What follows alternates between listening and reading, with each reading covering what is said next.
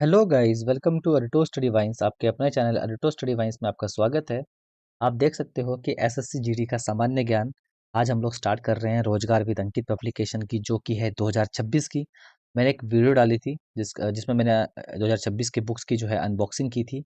वो वीडियो को आप लोगों ने बहुत ज़्यादा प्यार दिया। ठीक है, तो अगर मैं बात करूँ ये बुक्स की, तो ये बुक बहुत ही मतलब ज़्यादा इंपॉर्टेंट बुक्स है। और आपको चारों बुक्स की हमारे पास सॉल्यूशन मिलेगी। ठीक है, और मैं आपको पीडीएफ की भी क्वालिटी दिखाने वाला हूँ। और हमारे पास जो है जो स्लाइड कर आपको नीचे स्लाइड मिल रहा होगा एक, उसमें मेरा व्हाट्सअप नंबर दिया हुआ है। उसमें इससे जो है कांटेक्ट करके आप बहुत ही नॉमिनल चार्जेस में ये पूरे जो है चारों बुक की ई बुक जो है आप लोग इजीली ले सकते हो। ठीक है, कोई दिक्कत नहीं होगी। चलिए हम लोग देखते हैं कि कौन कौन से सिलेबस जो है या फिर कौन कौन से टॉपिक जो है हम इसमें पढ़ने वाले हैं, वो हम लोग डिस्कस करते हैं। तो इसमें देखते हैं हम लोग सबसे पहले कि हम लोग क्या क्या पढ़ने वाले हैं। तो पहले इसको अच्छे से बड़ा कर लेते हैं थोड़ा सा। ये लो, स्क्रीन थोड़ा सा अच्छा फिट हो गया। ठीक है, हम लोग जो है बढ़िया से डिस्कस कर पाएंगे।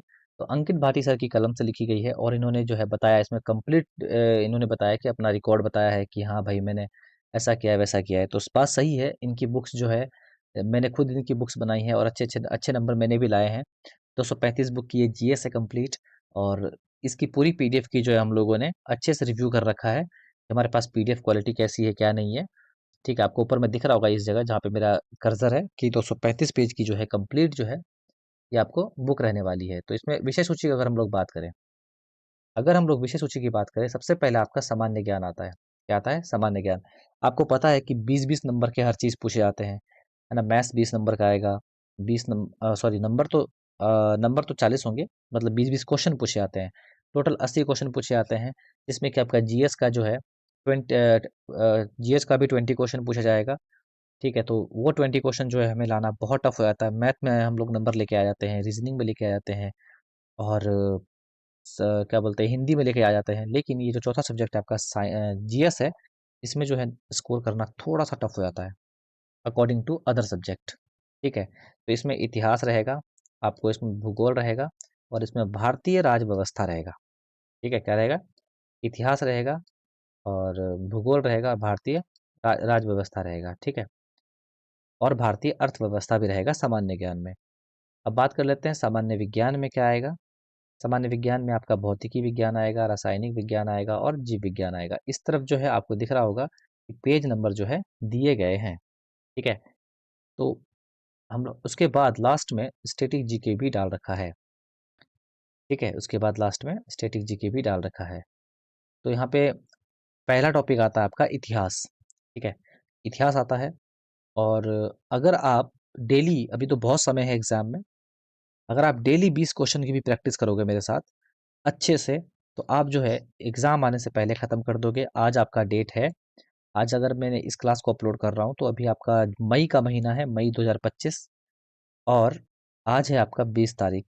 ठीक है, तो आप देखोगे कि एग्जाम आपका अगले साल फरवरी में होगा। तो कितना समय है आपके पास? तो इस पीडीएफ को भी हमारे पास से लेके पढ़ लोगे ना आप। जो आपको नंबर मेरा व्हाट्सअप दिख रहा होगा 7070494476, इस पे आप कंप्लीट चारों बुक की पीडीएफ ले सकते हो। बहुत ही नॉमिनल कॉस्ट में होगा, थोड़े से प्राइस लगेंगे आपको, लेकिन पूरा ई बुक जो है आपका हो जाएगा। ठीक है, तो इसको आप अगर इतने महीनों में मेहनत करके आप खत्म कर लोगे, तो और इससे बढ़िया बात कुछ नहीं हो सकती। तो सबसे पहले हम लोग इतिहास स्टार्ट करेंगे। ठीक है, और इतिहास में हम लोग जो है पहला टॉपिक आज स्टार्ट कर देंगे। ठीक है, इसको थोड़ा जूम आउट कर लेते हैं क्योंकि हमें पढ़ना है बारी बारी। एक एक क्वेश्चन को हमें देखना है क्वेश्चन वाइज, ताकि आपको जो है पढ़ने में भी आनंद आए और हमें पढ़ाने में भी। तो यहाँ पे पहला क्वेश्चन क्या कह रहा है कि, पहला क्वेश्चन कह रहा है कि भारतीय पुरातत्व जो है का जनक जो है किसे कहा जाता है। सारे के सारे 2025 तक के भी इसमें क्वेश्चन मिलेंगे आपको। ठीक है, तो भारतीय पुरातात्विक जो है इनके जनक जो है अलेक्जेंडर को कहा जाता है, अलेक्जेंडर कनिंघम को। तो बात कर लेते हैं, अलेक्जेंडर कनिंघम को भारतीय पुरातत्व का जनक कहा जाता है, ये बात आपको याद रखनी है। अलेक्जेंडर कनिंघम को भारतीय पुरातत्व का जो है जनक कहा जाता है। ठीक है, अलेक्जेंडर कनिंघम ने भारत में वर्ष 2061 में भारतीय पुरातत्व सर्वेक्षण, जिसको एएसआई बोलते हैं, इसकी स्थापना की थी भारत में। और इसके पहले महानिदेशक भी बने थे। तो अलेक्जेंडर कनिंघम के बारे में हमें कितनी चीज़ें याद रखनी है कि इन्हें भारतीय पुरातत्व का जो है जनक कहा जाता है। इन्होंने 1861, ये डेट याद रखिएगा, 1861 को ASI यानी कि भारतीय पुरातत्व सर्वेक्षण की जो है स्थापना की थी, और इसके पहले महानिदेशक भी यही बने थे। तो एक क्वेश्चन से हमारा 2-3 क्वेश्चन तैयार हो रहा है।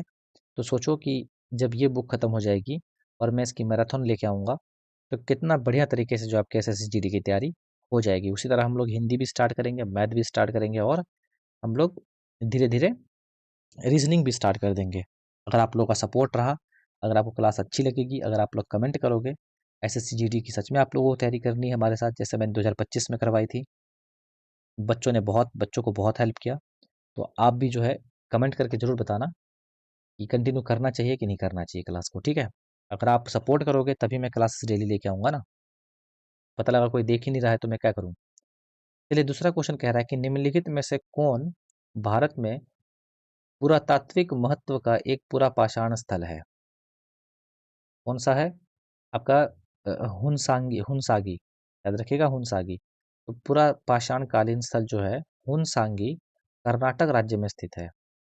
बाकी ये चिरांद हो गया, बुर्जहोम हो गया, मेहरगढ़ हो गया, ये पुरातात्विक जो है मतलब कि पुरापाषाण स्थल नहीं है। ठीक है, क्या है? पुरापाषाण स्थल नहीं है, लेकिन जो आपका हुनसागी है वह है। क्योंकि चिरांद हो गया, बुर्जहोम हो गया और मेहरगढ़ हो गया, ये सभी जो है नवपाषाण कालीन स्थल है ना, पूरा पाषाण कालीन नहीं है। क्या है ये सभी? ये सभी यहाँ लिखा भी हुआ है कि चिरांद, बुर्जहोम तथा मेहरगढ़ जो है ये सभी नवपाषाण स्थल हैं। ऑप्शन से क्वेश्चन बहुत बनाती है SSC, आपको याद रखना है। ऑप्शन को अगर अच्छे से कर लोगे तो फिर आपका जो है इजी हो जाएगा। अगला क्वेश्चन है कि प्राचीन काल में कम्मकार शब्द जो है डैश से संबंध था। जो कम्मकार है वो किससे? अब कम्मकार जो है, अब बहुत बच्चे बोलेंगे सर कम्मकार जो है वो आपके कारीगरों से है, सुनार से होगा? नहीं, भूमिहीन खेतीहर मजदूर। क्योंकि कर्मकार भी जो है टाइटल लगाते हैं कौन? सोनार लोग। जो सोनार होते हैं वो टाइटल लगाते हैं कम्मकार। लेकिन प्राचीन काल में जो है कम्मकार शब्द का संबंध जो है भूमिहीन खेतीहर मजदूर के साथ, जिनके पास जो है भूमि नहीं थी। तो कम्मकार एक तमिल शब्द है जिसका संबंध जो है भूमिहीन जो है खेतीहर मजदूर से था। ये लोग जो है हम्म, अपने से ही मतलब कुछ भी, तो भूमिहीन जो है खेती मजदूर से था। ये लोग जो है जमींदारों के खेती में जो है कार्य करते थे, और इन लोगों को जो है नगद या किसी वस्तु के रूप में जो है भुगतान किया जाता था। ठीक है, इन लोगों को नगद या फिर किसी वस्तु के रूप में जो है, वस्तु के जो है इसमें जो है भुगतान किया जाता था। ये बात आपको याद रखनी है। तो इनके पास भूमि नहीं थी, और कम्मकार शब्द जो है इनसे ही संबंधित है, याद रखिएगा। अगला आता है चौथे नंबर पे, लोह युग को यह नाम इसलिए दिया गया क्योंकि इस समय के दौरान जो है मध्य पूर्व और दक्षिण पूर्व यूरोप में जो है औजार हो गए, हथियार हो गए, मुख्य रूप से डैश की जगह लोहे का इस्तेमाल होने लगा। किसकी जगह लोहे का इस्तेमाल होने लगा? कांसे की जगह। और क्योंकि सबसे पहला जो है धातु अपना कांसा ही है, तो पता ही होगा। ठीक है, सबसे पहला धातु कौन सा है? सबसे पहला धातु जो है वो कांसा है। ठीक है, तो कांसे की जगह जो है लोहे का इस्तेमाल होने लगा उस समय, इसीलिए उसको लोह युग कहा जाने लगा। ठीक है, ये बात आपको याद रखनी है। चलिए, हमारा सक्सेसफुली जो है 4 क्वेश्चन हो गया है, थोड़ी सी इसकी जो है बची हुई है। जैसे कि कांस्य युग के पतन ने जो है लोह युग का जो है मार्ग प्रशस्त किया। यानी कि पहले कांस्य युग था, उसके बाद वो संपन्न हुआ, उसके बाद जो है आपका जो है लोह युग आया। लोह युग के दौरान जो है मध्य पूर्व और दक्षिण पूर्वी यूरोप में जो है औजार एवं हथियार में कांसे की जगह लोहे का उपयोग होने लगा। हथियार में भी पहले कांसे का ही औजार बनते थे, हथियार बनते थे। बाद में जो है लोहे का जो है बनने लगा। ठीक है, दक्षिण पूर्वी यूरोप में।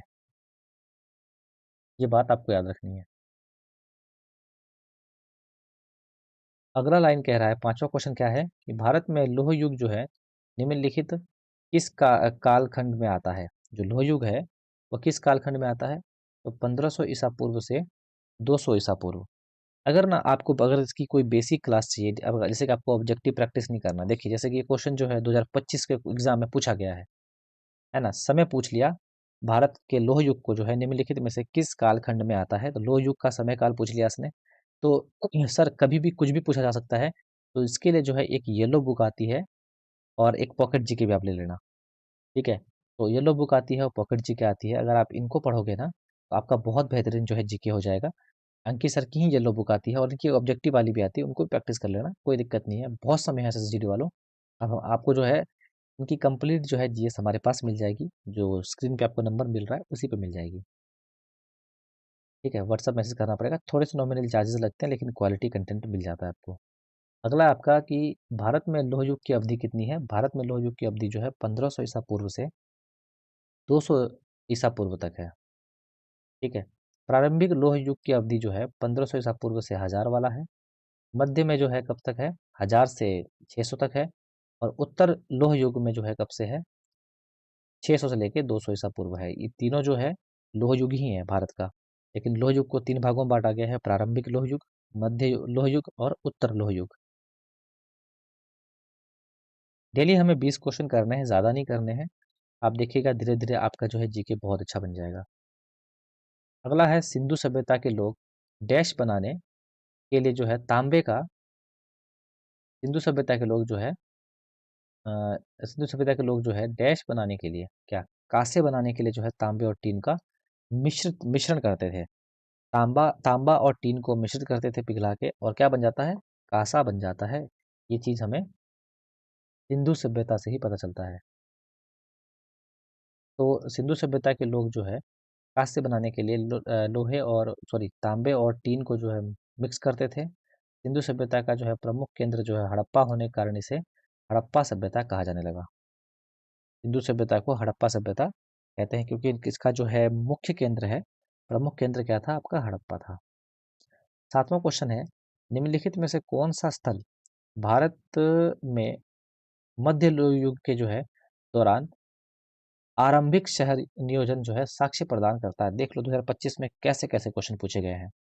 तो सिर्फ आपका अ, इस बुक को अच्छे से पढ़ना ही जरूरी नहीं है, आपको अदर बुक भी पढ़ने पड़ेंगे अगर आपको सच में स्कोर करना है। ये तो प्रीवियस ईयर प्रैक्टिस है, जिसमें आपको 10-12 क्वेश्चन देखने को मिल जाएंगे। अगर आप इसको मेरे साथ को पूरा बनाओगे ना तो 10-12 क्वेश्चन आपको देखने को मिल जाएंगे एग्जाम में डायरेक्ट। तो प्रीवियस ईयर करना बहुत ज़रूरी है। तो क्वेश्चन पूछा है कि निम्नलिखित में से कौन सा स्थल भारत में मध्य लौह युग के दौरान आरंभ शहरी नियोजन का जो है साक्ष्य प्रदान करता है, वो है कौशाम्बी। क्या है, कौशाम्बी। तो भारत में मध्य लौह युग की अवधि कितनी है, लगभग 1000 से लेके 600 ईसा पूर्व, अभी मैंने कुछ देर पहले बताया था। कौशाम्बी कहाँ है, प्रयागराज के समीप में है, एवं उज्जैन जैसे स्थलों में जो है खुदाई से सड़कों पर जो है जल निकासी प्रणालियों तथा सार्वजनिक भवनों के साथ आरंभिक शहरी नियोजन का जो है पता चलता है, ठीक है। कौशाम्बी में ये लौह युग के समय की बात हो रही है, ये भी आपको ध्यान देना है। 8वां क्वेश्चन क्या है हमारा, 8वां क्वेश्चन है किसी विशिष्ट मिट्टी के बर्तन उत्तर भारत में प्रारंभिक लौह युग की जो है बस्तियों की जो है पहचान बन गई। ये भी 2025 में कुछ पूछा हुआ क्वेश्चन है। तो याद रखना है कि किस विशिष्ट मिट्टी के बर्तन, तो वे कौन से थे, तो चित्रित धूसर। क्या था, चित्रित धूसर जो है बर्तन थे, चित्रित धूसर जो है बर्तन थे, ये बात आपको याद रखनी है। मूल रूप से जो है चित्रित दूषित जो है मृदभांड प्रारंभिक लौह युग की जो है ग्रामीण बस्तियों का प्रतीक है। यानी कि लौह युग जो है अच्छे खासे क्वेश्चन पूछे गए लौह युग से भाई, ठीक है। तो चित्रित दूषित जो है मृदभांड से संबंधित लौह युग के जो है सबसे प्राचीन प्रमाण पूर्वी पाकिस्तान में घग्गर हाकरा नदी एवं उत्तरी राजस्थान में यमुना विभाजन तक जो है प्राप्त होते हैं। ये बात आपको याद रखनी है। अगला लाइन आता है माइक्रोलिथ। नवा क्वेश्चन क्या है, माइक्रोलिथ का इस्तेमाल शुरुआती किसानों द्वारा किया जाता है। माइक्रोलिथ जो है डैश का इस्तेमाल, माइक्रोलिथ के छोटे पत्थर के औजार, जो माइक्रोलिथ है उसको कहते हैं छोटे पत्थर के औजार, ठीक है।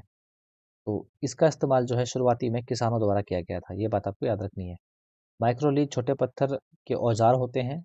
इसकी आकृति जो है ब्लेड के समान होती है, जो ब्लेड जैसा होता है ना ब्लेड, वैसी होती है। ये उपकरण जो है वास्तव में छोटे एवं नुकीले होते हैं। ये उपकरण कैसे होते हैं? सच में वास्तव में जो है छोटे होते हैं, नुकीले होते हैं। इसका प्रयोग जो है शुरुआती मानवों द्वारा शिकार में किया जाता था। तो इससे पहले क्या होते थे? शिकार में जो है इसका उपयोग करते थे। फिर से 2025 का क्वेश्चन है कि प्रागैतिहासिक कालों के वर्गीकरण के लिए तीन काल प्रणाली की शुरुआत किसके द्वारा की गई थी? जो प्रागैतिहासिक कालों के वर्गीकरण के लिए जो है तीन काल प्रणाली की शुरुआत जो है किसके द्वारा की गई थी? याद रखिएगा आपका, क्रिश्चियन यूरगेसन थॉमस द्वारा। तो क्वेश्चन इस बार अच्छा खासा जो है लेवल पूछा गया। एसएससी जीडी उतना भी आसान नहीं है, ठीक है। तो क्रिश्चियन जो है जुर्गेसन थॉमस द्वारा जो है दिया गया। इसके बारे में कुछ डिटेल पढ़ते हैं। 1820 के दशक में जो है क्रिश्चियन जुर्गेसन थॉमस को जो है पुरातत्व संग्रह का जो है प्रमुख नियुक्त किया गया था। जो क्रिश्चियन जुर्गेसन थॉमस है, इन्हें इन्हें जो है 1820 के दशक में पुरातत्व संग्रह का जो है प्रमुख नियुक्त किया गया, जो बाद में जो है कोपेनहेगन में डेनमार्क के जो है राष्ट्रीय संग्रहालय के रूप में विकसित हुआ। प्रदर्शनी हेतु वो पूरा विशेषों को जो है व्यवस्थित एवं वर्गीकृत करते समय इन्होंने अपने तीन काल प्रणाली के अनुसार कालानुक्रमिक रूप से जो है प्रस्तुत करने का निर्णय लिया था। ये बात भी आपको ध्यान देनी है, ठीक है। 10 क्वेश्चन हमारा समाप्त हो गया। आज हमारा इंट्रो क्लास था ना, थोड़ा सा लंबा हो जाएगा, कोई दिक्कत नहीं है। आप जो है डेली बने रहिए बस हमारे साथ। 20 क्वेश्चन एग्जाम में पूछे जाते हैं और 20 क्वेश्चन प्रैक्टिस हम लोग डेली करेंगे, ठीक है। इस बुक को खत्म करने के बाद, इसकी मैराथन लाने के बाद फिर मैं इसकी येलो बुक स्टार्ट कर दूंगा, ताकि आपकी जो है एसएससी की तैयारी और बूस्ट मिले, ठीक है। चलिए अगला क्वेश्चन क्या है 11वें नंबर का। 11वें नंबर का क्वेश्चन कह रहा है, क्या क्या आ रहे हो भाई। 11वें नंबर का क्वेश्चन कह रहा है कि वह अवधि जब हम, ये भी 25 में पूछा हुआ क्वेश्चन है, देख लीजिए 25 में पूछा गया है। 10 फरवरी 2025 को सेकंड थर्ड शिफ्ट में पूछा गया है कि वह अवधि जब हम लगभग 12,000 वर्ष पूर्व से लेकर 10,000 वर्ष पूर्व तक जो है पर्यावरणीय परिवर्तन पाते हैं, उसको क्या कहते हैं? उसको मध्य पाषाण कहते हैं। 12,000 से लेके 10,000 पूर्व तक जो है क्या चलता है? मध्य पाषाण काल चलता है, ये आपको याद रखना है। भारत में मध्य पाषाण काल का प्रारंभ जो है होलोसीन युग में हुआ, होलोसीन युग के साथ हुआ था। कब हुआ था? होलोसीन युग के साथ हुआ था। मध्य पाषाण काल के जो है उपकरण कौन थे? अत्यंत छोटे होते थे, जिन्हें कारण इन्हें माइक्रोलीथ कहा जाता था। मध्य पाषाण काल को ही माइक्रोलीथ कहते हैं। नोट में क्या लिखा हुआ है कि प्रागैतिहासिक काल का सही क्रम क्या है? पहले पुरापाषाण, फिर मध्य पाषाण, फिर नवपाषाण काल आता है। ये प्रागैतिहासिक काल के तीन काल हैं। प्रागैतिहासिक कितने प्रकार के हैं? तीन प्रकार के हैं। एक पुरापाषाण काल, एक मध्य पाषाण काल और एक नवपाषाण काल, ठीक है। ये आपको ध्यान देना है। अगला आता है 12वां नंबर पे, भारत में शुतुरमुर्ग किस काल में पाए जाते थे? ठीक है, तो सबसे पुराना काल है पुरापाषाण काल, ठीक है। पुरापाषाण काल में भारत में शुतुरमुर्ग पाए जाते थे। ये लगा दिया, यानी कि अभी विलुप्त कगार पे है, इनकी विलुप्त है। तो भारत में जो है पुरापाषाण काल के दौरान शुतुरमुर्ग जो है पाए जाते थे। महाराष्ट्र के पाटनपुरा स्थल से शुतुरमुर्ग के अंडे के छिलके जो है उत्कीर्ण के साथ प्राप्त हुए हैं। तो शुतुरमुर्ग का अंडा सबसे बड़ा होता है, ठीक है, याद रखिएगा। और सबसे बड़ा स्तनधारी होता है देखा जाए तो। और और महाराष्ट्र के जो है पाटन जगह का नाम है, वहाँ पे जो है शुतुरमुर्ग के अंडे के छिलके का जो है साक्ष्य मिला है, ये बात आपको याद रखना है। अगला क्वेश्चन है कि मोहनजोदड़ो का नाम का अर्थ क्या है? नाम का अर्थ भाषा जो है मुर्दों का टीला है। यह एक सिंधी भाषा है। कैसी भाषा है? सिंधी। क्वेश्चन इजी बना के नहीं पूछ रहा है कि मोहनजोदड़ो को किस नाम से जानते हैं, आप तो कर दोगे मृतकों का टीला या फिर मुर्दों का टीला, लेकिन इसका अर्थ जो है, ये सिंधी भाषा में इसको मुर्दों का टीला बोला जाता है, ठीक है। मोहनजोदड़ो का सिंधी भाषा का अर्थ क्या है? आपको बताना है मुर्दों का टीला कहते हैं इसको सिंधी भाषा। तो ये क्वेश्चन ऐसे हैं जो नहीं पूछे जाते थे। ठीक है। सिंधी भाषा में मोहनजोदड़ो का अर्थ होता है मृतकों का टीला, याद रखिएगा। सैंधव स्थल जो है मोहनजोदड़ो की खोज 1922 में राखल दास बनर्जी ने की थी। किसने की थी? राखल दास बनर्जी ने 1922 में सैंधव स्थल मोहनजोदड़ो की खोज की थी। मोहनजोदड़ो जो है पाकिस्तान के सिंध प्रांत के लरकाना जिले से, लरकाना जिले में जो है सिंधु नदी के तट पर है। मोहनजोदड़ो कहाँ है? पाकिस्तान के सिंध प्रांत के लरकाना जिले में सिंधु नदी के तट पर है मोहनजोदड़ो। ये बात आपको याद रखनी है। निम्नलिखित में से प्राचीन भारत की कौन सी लिपि जो है दाईं से बाईं लिखी जाती थी? खरोष्ठी लिपि। बहुत इजी है, दाईं से लेके बाईं और लिखी जाती थी आपकी कौन सी लिपि? खरोष्ठी लिपि प्राचीन भारत में, जैसे अभी उर्दू लिखी जाती है।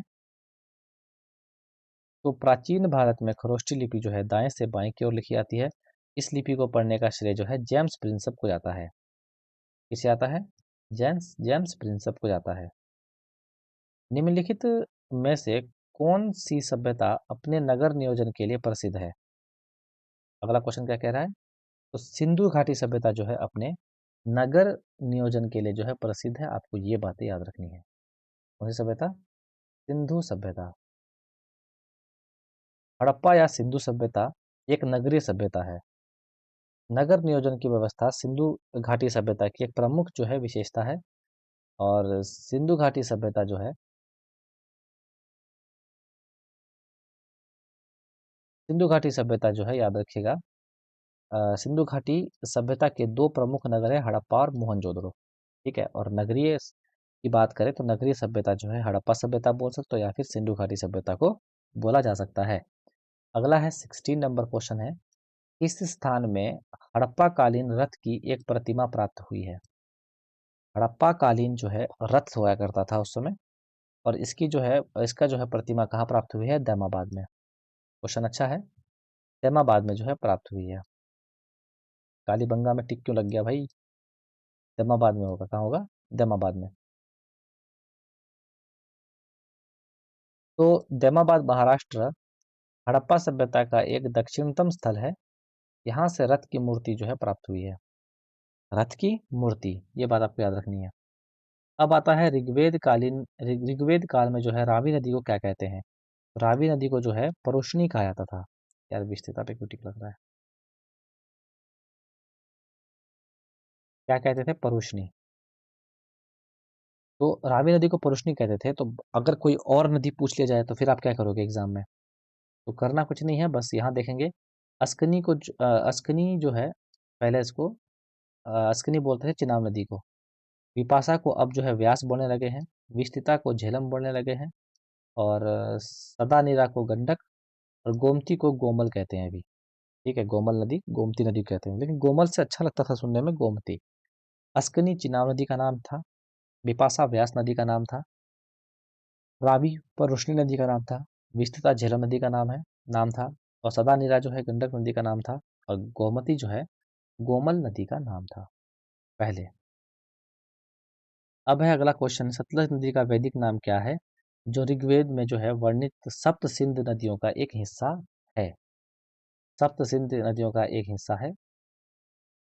ठीक है। तो क्या है इसका नाम? शतुर्दरी। क्या है? शतुर्दरी। तो सतलुज से शतुर्दरी हो जाएगा। प्रमुख ऋग्वेदिक वैदिक कालीन जो है नाम, ये भी आपको याद रखना है, विस्तृता झेलम। अभी मैंने कुछ देर पहले पढ़ाया, वही चीज़ है। ठीक है। एक बार और देख लेना आप लोग इसको। अगला है 19 नंबर का, उपनिषदों का जो है केंद्रीय विषय क्या था? दर्शन एवं ज्ञान। ये तो कितनी बार ये क्वेश्चन एग्जाम में पूछा गया है। ठीक है। उपनिषदों का जो है केंद्रीय विषय क्या था? दर्शन एवं ज्ञान। उपनिषद दर्शन पर जो है आधारित पुस्तकें हैं, जिन्हें वेदांत भी कहा जाता है। उपनिषदों की जो है कुल संख्या कितनी है? 108 है। उपनिषद दर्शन पर आधारित पुस्तक है, इन्हें जो है वेदांत भी कहा जाता है। उपनिषदों की जो है कुल संख्या कितनी है? 108 है, आपको याद रखना है। और अब लास्ट क्वेश्चन आज के क्लास का, कि चार वेदों में से किसमें बुरी आत्माओं, बीमारियों से बचने व जादू टोना, तंत्र मंत्र से इत्यादि से संबंधित है? सब जानते हैं, अथर्ववेद अथर्ववेद अथर्ववेद। ठीक है। तो किसे नहीं पता है कि जिसमें जादू टोना हो गया, यज्ञ वगैरह हो गया, ये सभी जो है आपके अथर्ववेद में है। ठीक है, देखिए यहाँ लिखा भी हुआ है अथर्ववेद। अथर्ववेद एकमात्र जो है ब्राह्मण ग्रंथ गोपथ है। अथर्ववेद का अथर्ववेद का एकमात्र ब्राह्मण ग्रंथ क्या है? गोपथ है।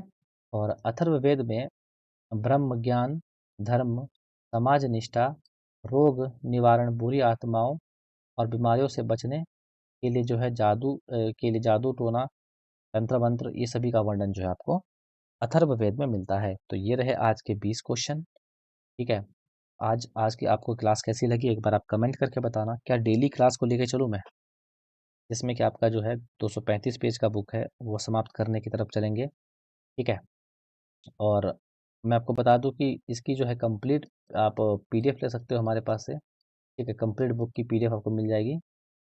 तो स्क्रीन पे आपको नंबर चलता हुआ मिल रहा होगा। और डेली क्लास अपडेट आपको कहाँ मिलेगी? टेलीग्राम चैनल पे। तो जिस डिस्क्रिप्शन में हमारा टेलीग्राम चैनल होगा, आप उसको ज़रूर ज्वाइन कीजिएगा ताकि डेली क्लास की अपडेट आपको मिलती रहे। तो ये थी आज की हमारी क्लास। और आप लोग बताना, पहली क्लास थी तो इसीलिए हम थोड़ा सा सोच रहे हैं कि आप लोगों से पहले पूछें, सलाह लें, कंटिन्यू करना है कि नहीं करना है। ठीक है, आप लोग इंटरेस्टेड हो तो हम लोग डेली 20 क्वेश्चन लेके चलेंगे। और इतना टाइम नहीं लगा करेगा हम लोग, आज पहली क्लास थी तो टाइम लगा थोड़ा सा। 20 से 22 मिनट की क्लास में हम लोग खत्म कर दिया करेंगे डेली। तो आप लोग कमेंट करके जरूर बताना। Wish you all the best. Bye bye.